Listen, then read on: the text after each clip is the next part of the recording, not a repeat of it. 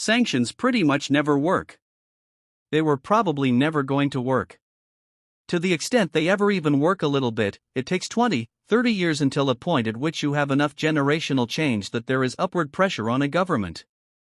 If sanctions worked, we would not be in the current situation we're in with Iran, for example.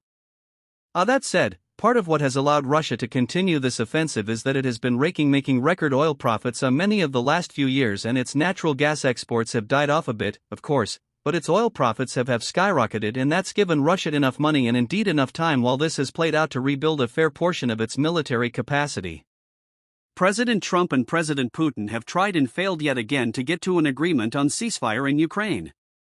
The Kremlin says the war will continue for as long as necessary to achieve its objectives.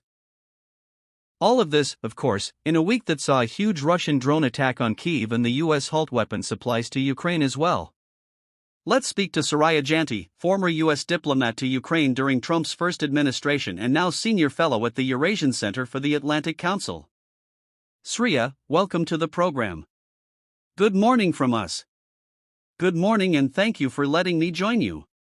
It's very good to speak to you. Where are we at here with a failure to agree a ceasefire, huge drone attacks on Ukraine? Trump isn't landing a conclusive message with Putin. He's not getting this thing to end. Indeed, I think that might be a statement of the obvious at this point, considering multiple rounds of effort by the White House to get Putin to at least consider something resembling a comprehensive ceasefire. But the fact is that it's not in Putin's interest as he sees it. I suspect he believes that he's doing quite well militarily, even though I think the evidence on the ground is rather mixed on that front. Ukraine is also, although struggling, certainly managing to hold its own. So neither side at this moment has a particular interest in suing for peace.